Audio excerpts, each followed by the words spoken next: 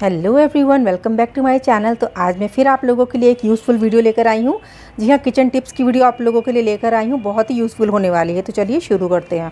तो कई बार हम हमारे घर में साबुत धनिया ला के रखते हैं, साबुत लाल मिर्चें ला के रखते हैं, क्योंकि बहुत सारी सब्जियों में, पराठों में ये चीज़ें यूज़ होती हैं। ठीक है गाइज़, तो इनमें जब हम इन्हें किचन में नॉर्मली रख देते हैं ना, तो इनमें कीड़ा लग जाता है या इनमें फंगस लग जाता है और ये ना ख़राब हो जाते हैं। तो इनको हम किस तरीके से लंबे टाइम तक के लिए स्टोर कर सकते हैं? तो देखिए, इस तरह का जो एयर टाइट पाउच होता है मार्केट में बहुत ही ईज़िली अवेलेबल होता है और बहुत ही सस्ते दामों पे मिलता है। तो जब भी आपके घर में साबुत धनिया या लाल मिर्च आपको स्टोर करनी हो, तो मैं आपको यही सजेस्ट करूँगी कि इस तरह के जो एयर टाइट पाउच होते हैं आप अपने घर में हमेशा रखें। इस तरह के पाउच हमेशा घर में होने चाहिए। ये बहुत ही काम की चीज़ होती हैं और आपका किचन में तो ये बहुत ही हेल्पफुल होते हैं। तो देखिए, धनिया को इस तरह से एयर टाइट पाउच में मैंने रख दिया है।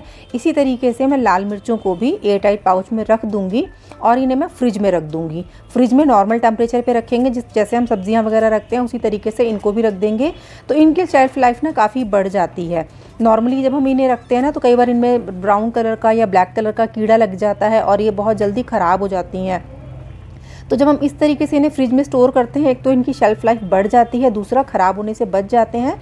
और हमारा जो है, और जब हम इन्हें इस तरह पाउच में स्टोर करते हैं ना फ्रिज में, तो फ्रिज में ये जगह भी बहुत कम घेरते हैं, बहुत ज़्यादा, मतलब बहुत कम स्पेस में ये आ जाते हैं। और तो हमारा फ्रिज भी काफ़ी मतलब भरा भरा सा नहीं लगता है और हमारी चीज़ें और मसाले भी जो हैं वो लॉन्ग टाइम तक के लिए सेव हो जाते हैं। इस तरह से जब आप इन्हें स्टोर करेंगे ना, तो महीनों तक के लिए आपके मसाले बहुत आराम से चलेंगे। तो चलिए नेक्स्ट टिप की तरफ बढ़ते हैं। तो हमारे घर में जब भी हम ग्रोसरी करते हैं, तो मैदा, सूजी, बेसन, राइस फ्लावर, दलिया, ये सारी चीज़ें हम हमेशा ही खरीदते हैं, क्योंकि ये रेगुलर ही घर में यूज़ होती हैं। तो जब हम इन्हें किचन में रख देते हैं डब्बों में करके या ऐसे पैकेट ही में ही रख देते हैं, तो इनमें भी कीड़ा लग जाता है, या तो इनमें गुठलियाँ पड़ जाती हैं, या तो इनमें सफ़ेद सफ़ेद कलर के कीड़े पड़ जाते हैं और फंगस लग जाती है। ठीक है गाइस, तो हम इनको क्या करते हैं, फिर फेंकना पड़ता है, क्योंकि इनकी शेल्फ लाइफ बहुत कम हो जाती है। तो आप क्या करें, या तो प्लास्टिक के कंटेनर्स में इनको पलट के और अपने फ्रिज में रख दीजिए, इनकी शेल्फ़ लाइफ बढ़ जाएगी। लेकिन अगर फ्रिज में और भी बहुत सारा सामान रखना होता है, तो हमें जगह भी सेव करनी होती है। तो आप इन्हें जब यूज़ करने के लिए खोलें, तो इस तरह से इनको क्लिप लगा के और अच्छे से टाइट से बंद करके इनको फ्रिज में ऐसे पाउच के साथ ही रख दीजिए। तो इनकी शेल्फ लाइफ बढ़ जाएगी, महीनों तक ना इनमें कीड़ा लगेगा, ना इसमें फंगस लगेगी, ना ये सीलेगा, और ये एज इट इज़ फ्रेश रहेंगे जैसे आप इन्हें लेकर आए थे। तो इनकी शेल्फ लाइफ काफ़ी बढ़ जाएगी। आप इन्हें इस तरह से फ्रिज में स्टोर कर सकते हैं। तो बढ़ते हैं नेक्स्ट टिप की तरफ। तो हम किचन में काम करते हैं, मिक्सर हो गए, चॉपर हो गए, चाकू हो गए, तो इनकी जो धार होती है ना, वो धीरे धीरे टाइम के साथ बहुत ख़राब हो जाती है और ये ब्लंट हो जाते हैं और ये अपना काम ठीक से नहीं कर पाते हैं। ठीक है गाइस, तो चलिए देखते हैं कि ये जो धार इनकी कम हो जाती है, जो ये चॉपर वगैरह होते हैं, इनको हम किस तरीके से इनकी धार को तेज़ कर सकते हैं। तो यहाँ देखिए, मैंने खाने वाला नमक लिया है और नमक मैंने इतना लिया है जितना इसमें ब्लेड था। ठीक है, नमक डाल के इसको 1 से 2 मिनट के लिए हम नॉर्मली चॉप करेंगे, जैसे हम मसाले चॉप करते हैं उसी तरीके से चॉपर को चलाएंगे और 1 से 2 मिनट तक कंटिन्यूस चलाएंगे। और 1 से 2 मिनट बाद जब आप इसे खोलेंगे ना और आप चेक करेंगे अपनी सब्ज़ी को या मसालों को, आप पीस के देखिए, ये चॉप करके देखेंगे, आपको खुद में फ़र्क नज़र आएगा। तो नमक जो है एक तरीके से धार तेज़ करने का काम करता है और इसकी चमक आप देख सकते हैं कि अभी से इसमें ब्लेड में देखिए, इसमें धार अच्छी खासी बढ़ गई है। तो ये टिप आप ज़रूर फॉलो कीजिएगा और अपने व्यूज़ मेरे साथ कमेंट बॉक्स में शेयर कीजिएगा। बहुत ही यूज़फुल टिप है गाइज़ और हमेशा ही काम आता है, क्योंकि चॉपर, मिक्सर, ग्राइंडर, ये सब तो हम अपने घर में हमेशा ही यूज़ करते हैं और यूज़ करते करते ना इनके ब्लेड्स जो हैं वो ब्लंट हो जाते हैं। ठीक है गाइस, तो इसको नमक से आप इसको शार्प कीजिए, आपको बहुत काम आएगा। ठीक है गाइस, तो ये मैंने चॉपर का बताया। नेक्स्ट बढ़ते हैं मिक्सर। जो मिक्सर जार होते हैं, ग्राइंडर जार होते हैं, उनके भी जो धार होती है ना ब्लेड की, वो टाइम के साथ साथ वो जो है ब्लंट हो जाती है, तो वो मसाले ठीक से नहीं पीस पाते, या जैसे फाइन प्योरी मसाले हमें चाहिए होते हैं वैसे नहीं हो पाते। तो अगेन हम नमक का यूज़ करेंगे और 1 से 2 मिनट के लिए पल्स मोड पर चलाएंगे मिक्सी को। और देखिए, जैसे जैसे 2 से 3 मिनट आप इसको चलाते जाएंगे ना, पल्स मोड पे चलाएंगे, बंद करेंगे, चलाएंगे, बंद करेंगे, तो 1 से 2 मिनट के लिए आप इसको कंटिन्यूअस ऐसे कीजिए। और इसके बाद आप इसमें से नमक को निकाल दीजिए और इसके बाद आप अपने इसमें मसाला पीसिए। आपका मसाला एकदम परफेक्ट पिसेगा जैसा आपको चाहिए और इसकी जो ब्लेड की जो धार है ना, वो वापस से तेज़ हो जाएगी। और इस नमक को फेंकने की बिल्कुल भी ज़रूरत नहीं है। आप इसको नॉर्मली जैसे खाना बनाने में यूज़ करते हैं वैसे ही यूज़ कर सकते हैं। तो देखिए, मैंने नमक को वापस से नमक के डब्बे में डाल दिया है और ये नमक मेरा बिल्कुल भी ख़राब नहीं हुआ है। ठीक है गाइस, सिर्फ हमने इसको यूज़ किया है। तो हमारा जो है नमक का भी मतलब नमक भी वेस्ट नहीं हुआ, और हमारे जो है यूटेंसिल्स जो हैं वो भी, इससे एक तो इसमें चमक आ जाती है, स्टील चमक जाता है, दूसरा इसकी धार भी बहुत अच्छी हो गई है।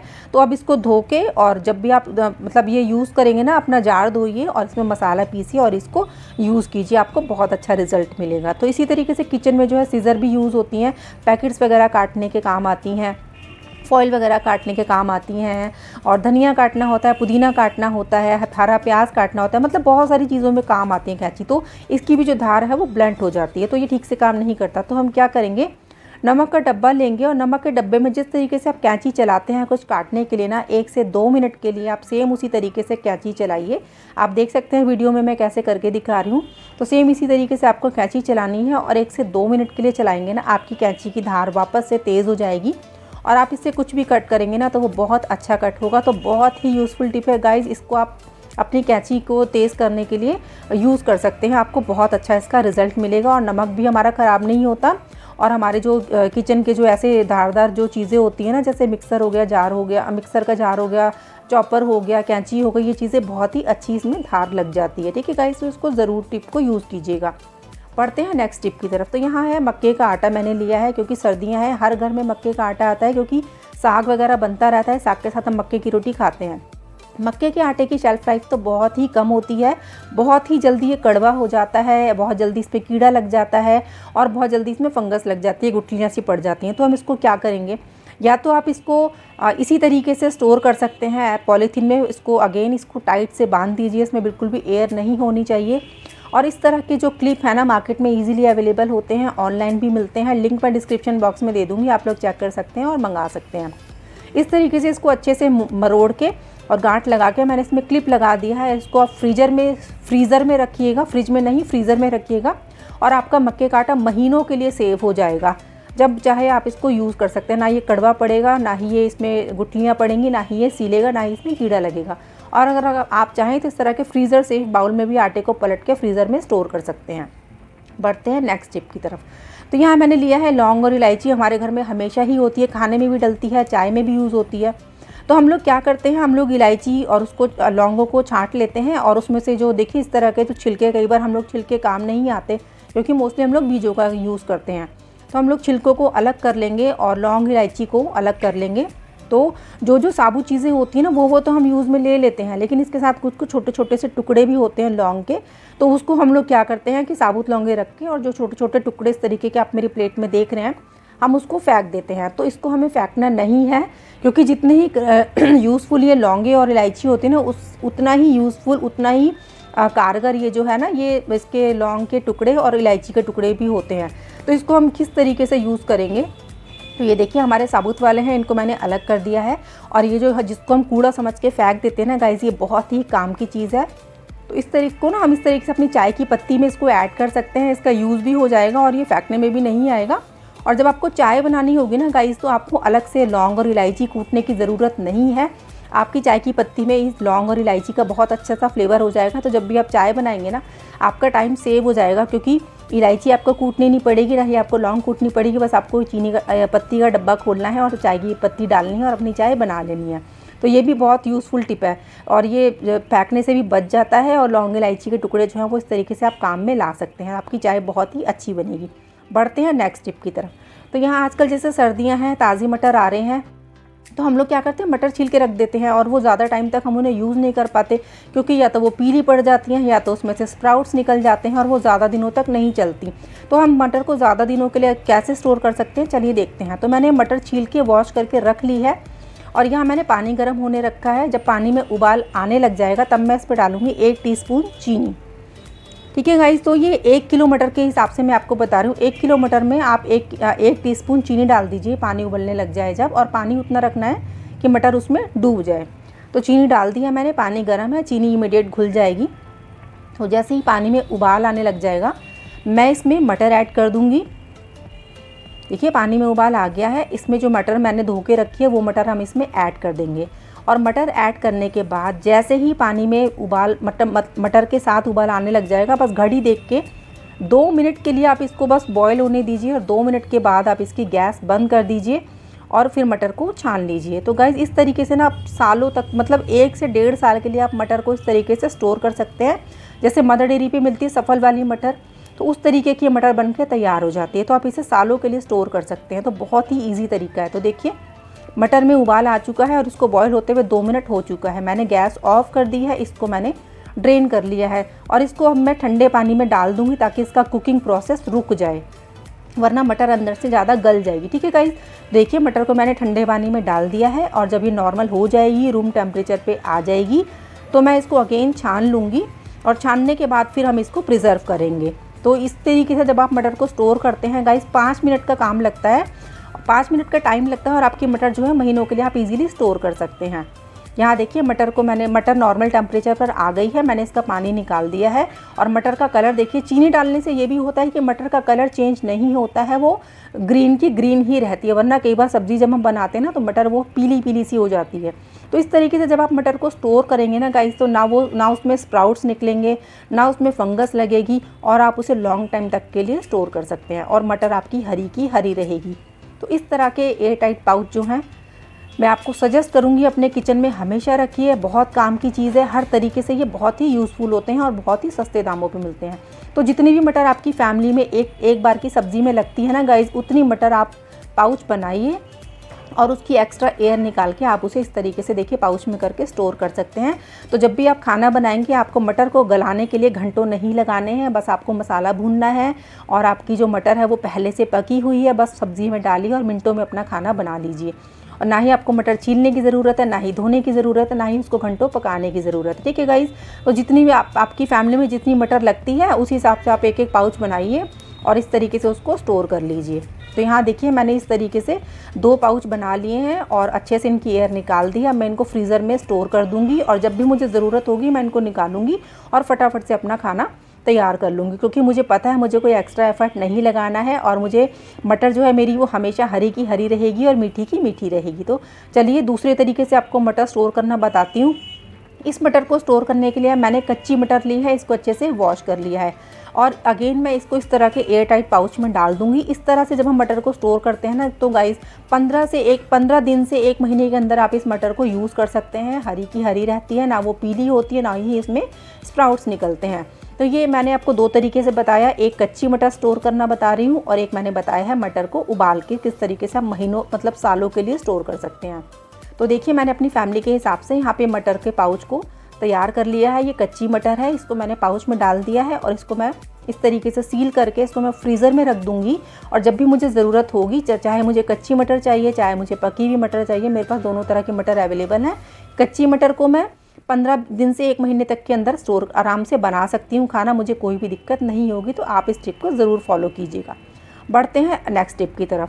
तो जैसे आजकल मौसम में सीलन है, बारिशें हो जाती हैं या कई बार बहुत ज़्यादा गर्मी में नमक हमारा जो है बहुत स्मेल करने लग जाता है, बारिशों में नमक में अजीब सी कई बार स्मेल आ जाती है, सीलन आ जाती है, सर्दियों में बहुत कई बार ना ज़्यादा सर्दी में भी नमक में बहुत अजीब सी स्मेल हो जाती है।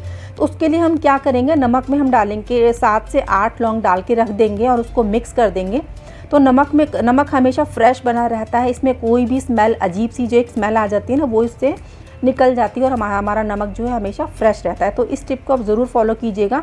जो नमक में कई बार गंदी सी स्मेल होती है ना वो इस तरीके से निकल जाती है। तो बढ़ते हैं नेक्स्ट टिप की तरफ।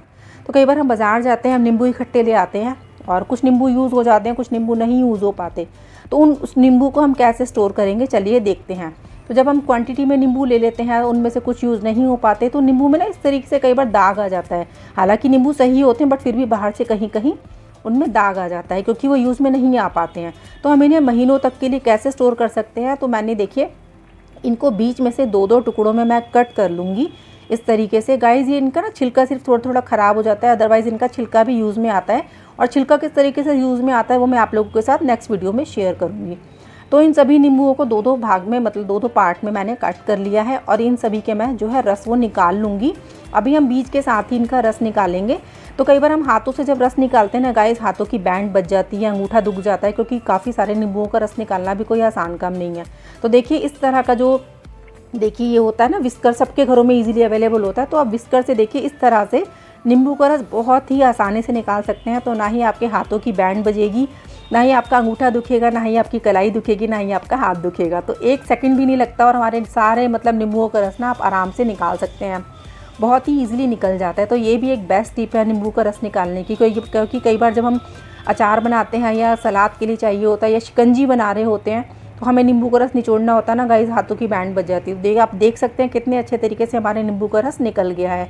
तो इसी तरीके से हम सारे नींबू का रस निकाल के और सारा रस जो है वो तैयार कर लेंगे। तो देखिए कितना ईजिली निकल जा रहा है। और इस तरह का विस्कर तो सभी के घरों में ईजिली अवेलेबल होता है।